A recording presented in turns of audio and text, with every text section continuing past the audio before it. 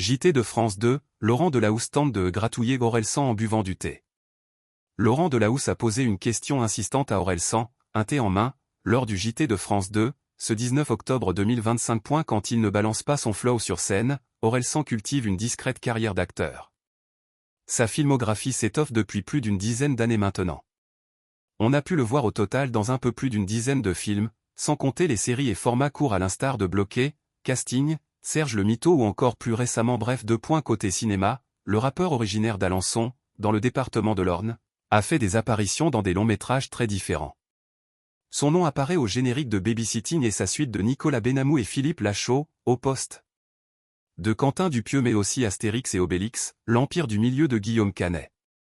Le 29 octobre prochain, il sera à l'affiche de son 11e film, Yoroi de David Tomaszewski. JT de France 2, Orelsan pris au piège par une question de Laurent Delahousse.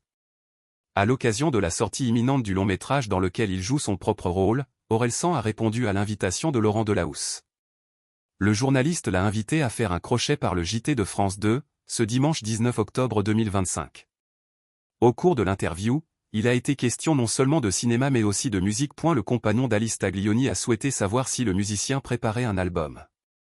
Pour l'instant, il y a des nouvelles musiques dans le film, a répondu le fondateur des Casseurs Floater dans un premier temps.